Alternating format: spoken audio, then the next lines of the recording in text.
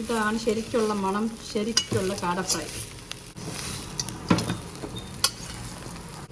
ഇതുകൂടി അങ്ങോട്ട് ചേർക്കുക. Welcome to Mathew's kitchen and garden.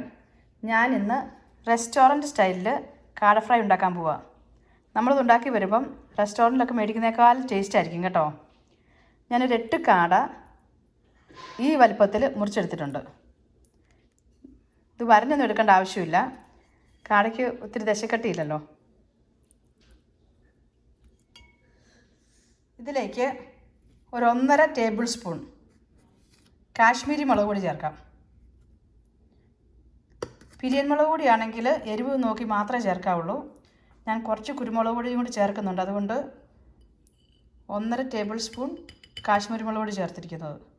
പിരിയൻ മുളക് പൊടിയാണെങ്കിൽ ഒരു 1.5 സ്പൂൺ ചേർത്താൽ മതിയാവും. മഞ്ഞൾപ്പൊടി 1/4 സ്പൂൺ,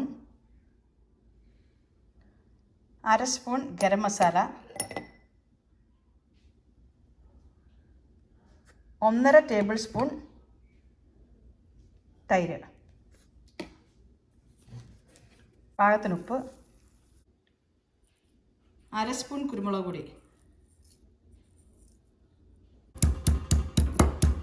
ഒരു ചെറിയ കഷ്ണം ഇഞ്ചിയും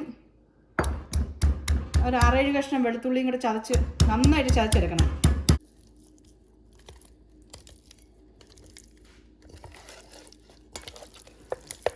ഇഞ്ചി വെളുത്തുള്ളി മസാല ഇതെല്ലാം കൂടെ മിക്സ് ചെയ്ത് ഒരു അരമണിക്കൂർ തൊട്ട് 1 മണിക്കൂർ വരെ ഒന്ന് റെസ്റ്റ് ചെയ്യാൻ വെക്കാം. തീരെ കനം കുറച്ച് സവോള നീളത്തിൽ അരിഞ്ഞെടുക്കാം.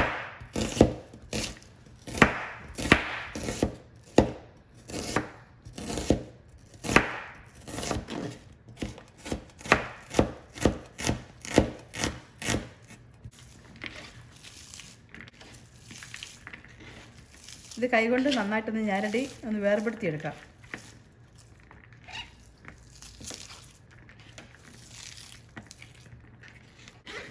അന്നേരം ഇത് എണ്ണ വറുക്കാൻ നന്നായിട്ടൊന്ന് മുരിഞ്ഞ് കിട്ടും.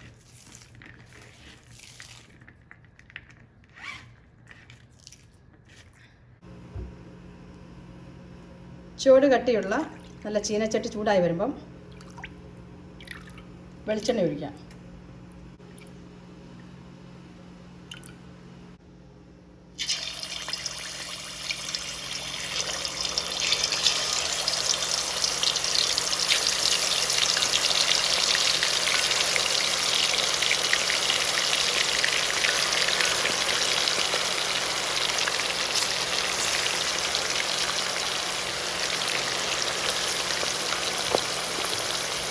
പുറം നന്നായിട്ട് മുരിഞ്ഞ് വരുമ്പോൾ തന്നെ അകവും കൂടെ വെന്ത് കിട്ടും.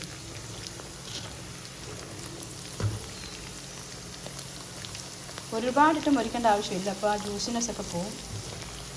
ഇത് റെഡിയായിട്ടുണ്ട്.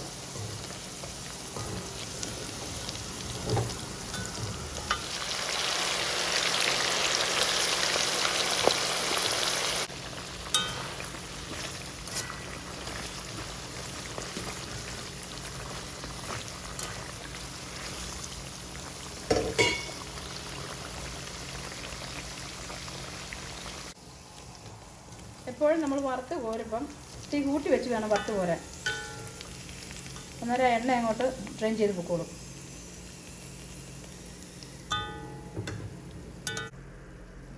ഇനി ബാക്കി എണ്ണയിലേക്ക് നമ്മൾ അരിഞ്ഞ് വെച്ചിരിക്കുന്ന സവോള വറുത്ത് കോരാം.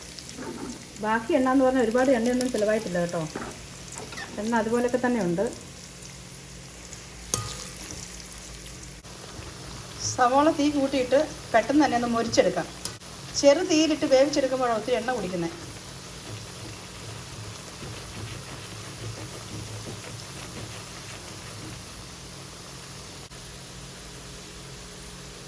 സവോള ഏകദേശം മുരിഞ്ഞ് വന്നിട്ടുണ്ട്. ഇതിലേക്ക് ഞാൻ കുറച്ച് കറിവേപ്പില കൂടി ചേർക്കുക.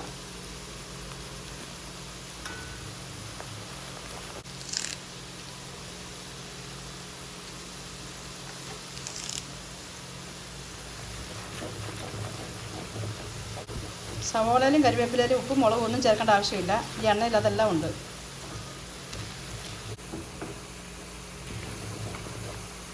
ഇത് റെഡിയായിട്ടുണ്ട്.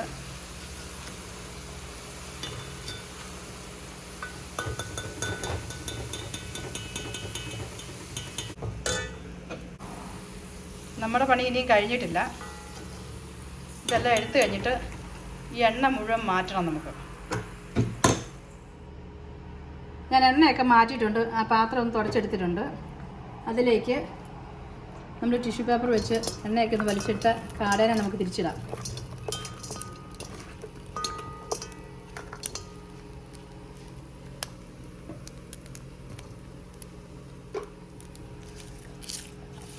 സവോളയുടെ എണ്ണയൊക്കെ കുറച്ച് വലിഞ്ഞിട്ടുണ്ട്. സവോളയും കറിവേപ്പിലയും ചേർക്കാം.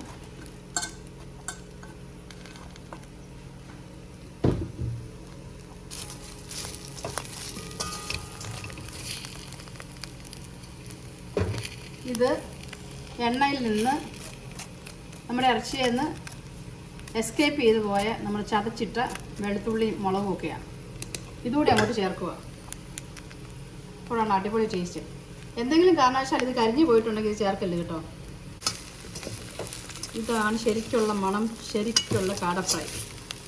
റെസ്റ്റോറൻറ്റ് സ്റ്റൈലിലൊക്കെ ഞാൻ പറഞ്ഞെങ്കിലും റെസ്റ്റോറൻറ്റിൽ ഒന്നും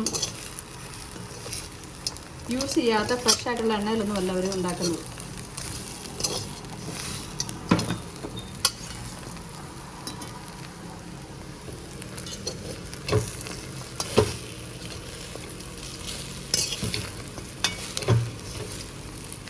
എൻ്റെ കൂട്ടുകാർ വന്നപ്പോൾ പറഞ്ഞു കാട വറുത്തപ്പോൾ അത്ര ടേസ്റ്റ് ഇല്ലായിരുന്നു പറഞ്ഞു. അപ്പോൾ ഞാനിങ്ങനെ കാട അവർക്ക് വറുത്ത് കൊടുത്തു. അപ്പോൾ അവർ പറഞ്ഞു ഇതൊന്നും ഇത് നല്ല ടേസ്റ്റാണല്ലോ എന്ന്. അതുകൊണ്ട് ഞാൻ ഈ കാട ഇന്നിടുന്നത്. അപ്പോൾ നമ്മുടെ കാട ഫ്രൈ റെഡി ആയിട്ടുണ്ട്. ഇതിന് അടിപൊളി സൂപ്പർ എന്നൊന്നും പറഞ്ഞാൽ പോരാ. കഴിക്കുന്നതിന് തൊട്ട് മുമ്പ് മാത്രം ഒരു നാരങ്ങ പിഴിഞ്ഞൊഴിക്കുക. ഇതേക്കുറിച്ചുള്ള അഭിപ്രായം അറിയിക്കണം. ഇനിയും ഒരു അടിപൊളി വീഡിയോ കാണാം.